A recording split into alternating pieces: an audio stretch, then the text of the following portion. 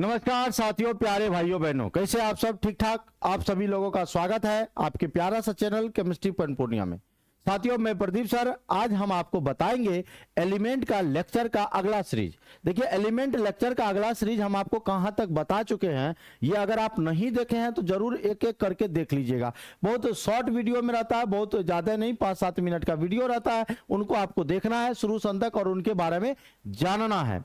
देखिए, हम आपको इससे लास्ट वाला में हम स्ट्रोंशियम के बारे में हमने आपको बता दिया था। ये छोटा सा आपका पीरियोडिक टेबल हमने आपके सामने रखा है और ये पीरियोडिक टेबल है, देख रहे हैं आपको। इसमें 4 ब्लॉक होते हैं। ये एस वाला है और इधर वाला को हम लोग पी बोलते हैं, इधर वाला को बड़े प्यार से बीच वाले को डी बोलते हैं और नीचे वाले को एफ बोलते हैं। और आप ये भी जानते हो S P D F 4 block होते हैं। टोटल एलिमेंट 118 है। और ये जो पीरियोडिक टेबल है, ये एक साहब है जो मोसले नाम है, उन्होंने ये दिया था। मोसले साहब का ये दिया हुआ है। अब बात यहां यह आती है कि अब स्ट्रोंशियम के बाद कौन आता है? इट्रियम। कौन आता है? इट्रियम। इट्रियम आता है जो संकेत के रूप में क्या लिखते हैं उसको? वाई। और वैसे भी आप जानो, इसको याद करने का हम आपको एक ट्रिक बताते हैं। ये जिंदगी नहीं मोहब्बत तुम्हारी, ये जिंदगी नहीं मोहब्बत तुम्हारी, रो रो कर पुकारेगी आज चांदनी। इन्हीं बेसिस पर इट्रियम आएगा, जिरकोनियम आएगा, समझ रहे हैं ना? इस तरह से आपका एलिमेंट का लेक्चर हम लोग बढ़ाते रहेंगे, समझ गए? ये सारा ट्रिक है। अब आइए इट्रियम के बारे में जानते हैं। इट्रियम का तो संकेत आप लोग जान गए, वाई होता है। और ये जो इट्रियम है, परमाणु संख्या 39 होता है। 39 मतलब 30 9 39। और इसका जो परमाणु द्रव्यमान होता है 88.9, इसको हम लोग अप्रोक्स में 89 लिखेंगे। क्या लिखेंगे? 89 लिखेंगे। और ये जो कहां का एलिमेंट है तो हम आपको दिखाना चाहते हैं। ये डी ब्लॉक में बिलोंग करता है, वर्ग 3 में है। आवर्त देखिए, पहला आवर्त, दूसरा आवर्त, तीसरा आवर्त, ये चौथा आवर्त और ये 5वां आवर्त, यानी 5वां आवर्त के वर्ग 3 में आपको ये देखने को मिलेगा। और ये डी ब्लॉक का है। और डी ब्लॉक का दूसर का नाम तो जान ही रहे हैं आप। डी ब्लॉक का दूसर का नाम है ट्रांजिशन, यानी संक्रमण धातु। तो चलिए शुरुआत करते हैं मेरे साथियों। लिखिए, आप लोग भी हेडिंग बना लीजिए या नहीं तो आप स्क्रीनशॉट ले लीजिए, लेकिन पढ़िए भैया। अच्छा लग रहा है तो वीडियो को लाइक शेयर जरूर करिए। हम आपको बेहतरीन चीज देंगे, जो कोई नहीं दे रहा वो चीज देंगे। अब एकदम विश्वास रखिए। चलिए, YTTRIUM, yttrium. Yttrium, yttrium heading बना लिए। अब इट्रियम का अगर कोई आपसे पूछेगा संकेत क्या होता है, ये जो संकेत क्या होता है, तो संकेत बोलिएगा वाई। क्या बोलिएगा? वाई। सिंबल क्या बोलिएगा? वाई। संकेत होता है वाई। ओ वाई। परमाणु संख्या अगर पूछेगा, यानी परमाणु संख्या तो 39। कहा बोल दिए सर? 39 मतलब 30 मन 30 और 9 मन 9, तो 39 हो गया। और अगर परमाणु द्रव्यमान पूछेगा तो दोनों में 9 लगल है भैया, यानी 89। 39 89 क्या हुआ जानते हो? ऑफलाइन क्लास में हमने एक बच्चा से पूछा, एगो दीदी आगे में, दीदी मतलब लड़की, एगो लड़की थी और लड़की को हम लोग दीदी बोलते हैं, दीदी है। अब उनसे पूछ दिए, बताओ 76 77 69 में कौन बड़ा? तो बड़ा प्यार से बोली 69।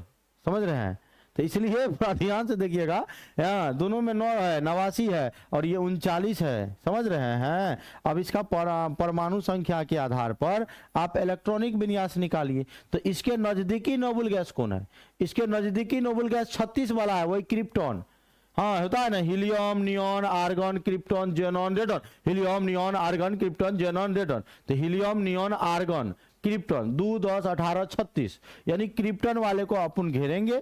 और घेरने के बाद अब यहाँ किससे स्टार्ट करेंगे? तो देखो भैया, helium, neon, argon, krypton 4 number वाले को घेरे। यहाँ लिखो 5s, 5s के बाद लिखो 4d। तो देखो 36 2 38 1 39। तो अंतिम इलेक्ट्रॉन कहाँ गया भैया? तो डी में गया। नहीं गया? अंतिम इलेक्ट्रॉन डी सब सेल में ढुकिंग, सो डी ब्लॉक का तत्व होइंग। जिस सब सेल में घुसेगा, जिस तत्व में अंतिम इलेक्ट्रॉन, किसी तत्व का अंतिम इलेक्ट्रॉन जिस सब सेल में जाएगा उसी ब्लॉक का तत्व होता है। अंतिम इलेक्ट्रॉन डी में गया तो डी ब्लॉक का तो सीधा तौर पर हम लोग लिखेंगे, ये जो इट्रियम है ये डी ब्लॉक का तत्व है। और अभी हम जस्ट आप लोगों को बताए थे, डी ब्लॉक का दूसरा नाम है संक्रमण धातु। संक्रमण धातु यानी ट्रांजिशन मेटल। कौन मेटल? Transition metal. लिख दे रहा हूं, ट्रांजिशन, TION, ट्रांजिशन मेटल।